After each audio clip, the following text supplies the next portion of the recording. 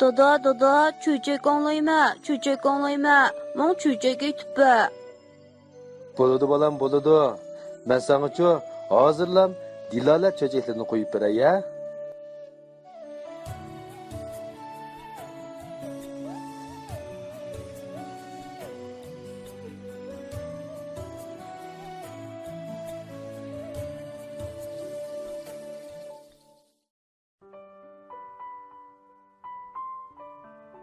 Dilala çöçeklerini yoqtirib anlap kelayotgan omoqlarim, kechlikinglar xayrli bo'lsin.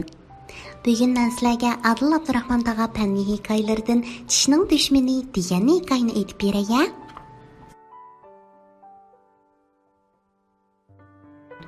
Buva, sarangidan bir tal beri tishimning orasiga go'sh kirib qopdi.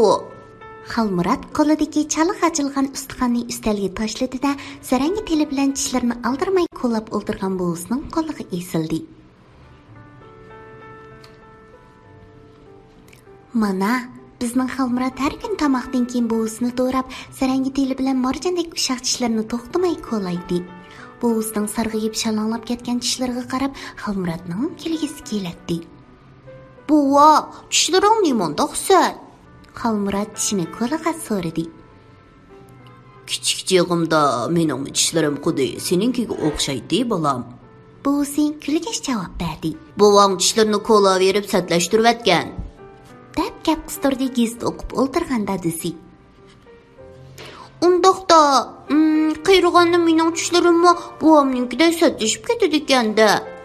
Xalmurat so'zligach tishi orsiq qistirilib qolgan sarangi tilni kuchab tortib edi, tish miliki zingildab ag'rib ketdi. Sarangi uchi qip-qizil qon bo'lib ketgan edi. Xalmurat qo'rqib ketib darhol yerga tukurdi. Tukurgimi qon aralash qip-qizil edi. Dodo, amni qandoq qilaman? U hadab tukurgach uy ichida uyon-buyon chepishqa boshladi. Buvisi darhol o'rnidan turib, navrisini quchig'iga o'ltirg'izib, paslashga boshladi. Ungacha apsi oshxona uydan eg'iz chayqaydigan elimon do'si ochiqib, Xalmuratga og'zini chayqatqizdi. Shu kuni Xalmuratning tishi kechacha ag'rib tuzuk uxlay olmadi. Atiganda uning yuzi xuddi girtinonda ko'pib ishib chiqdi. Maktabga bora olmadi. Oxirida dadisi Xalmuratni doktorxonaga opirishga majbur bo'ldi. Qani, og'zingizni cho'ng iching. Doktor qo'lchiroq bilan Xalmuratning og'ziga qarab, tishlarini xil bir hazo tekshirdi va undan dadisiga qarab: "Balangizning tish miliki og'ir darajada zaxmlanibdi. Odatda tishini qo'llaydigan odati bormidi?" dedi.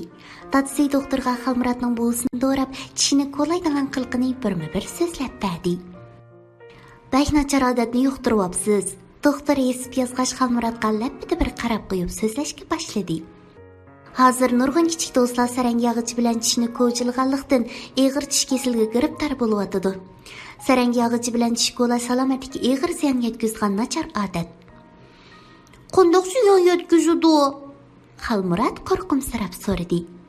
Buning sabab birinchidan sarangi yog'ichi dezinfeksiya qilinmagan bo'lib, kasallik mikroblarini elib yurgan bo'ladi.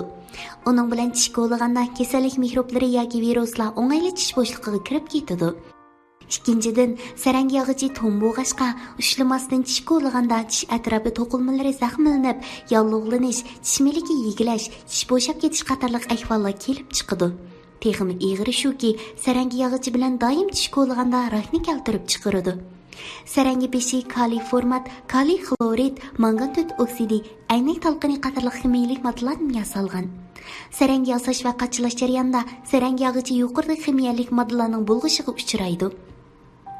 Shunlashqa, sarangi yog'ichi bilan doim tish qo'llagan uchun rak kasalini keltirib chiqaradigan moddalar odam badaniga kirib ketib, rak kasalini paydo qiladi.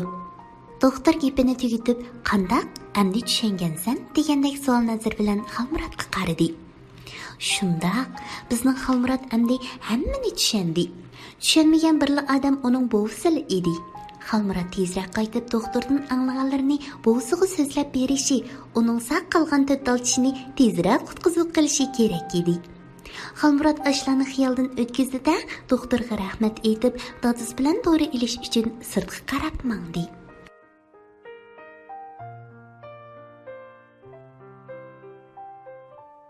Do'stlar, Biz bu hikoyadan sarang yog'ichi bilan tish kovlashning salomatlikka eg'ir ziyon yetkazadigan nachar odat ekanligini bilib oldik. Qandoq nachar odatkan? Buning sababini men sizlarga yana bir qitim deb beray.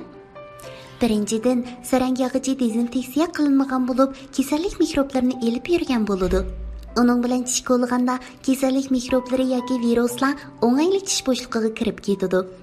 Ikkinchidan, sarang yog'ichi to'n bo'g'ashqa ushlamasdan tish kovlaganda tish atrofi to'qilmalari zaxmlanib, yallig'lanish, tish miliki yegilash, tish bo'shab ketish qatorliq ahvollar kelib chiqadi. Texim ig'ir shuki, sarang yog'ichi bilan doim tish kovlaganda rakni keltirib chiqaradi. Sarangi beshi kaliy format, kaliy xlorid, mangan 4 oksid, aynak talqini qatorliq ximiyalik moddalardan yasalgan. Sarangi yasash va qachlash jarayonida sarang yog'ichi yuqoridagi ximiyalik moddalarning bulg'ishiga uchraydi. Shunglashqa, sarang yog'ichi bilan doim tish kovlaganda rak kasalini keltirib chiqaradigan moddalar odam badaniga kirib ketib, rak kasalini paydo qiladi.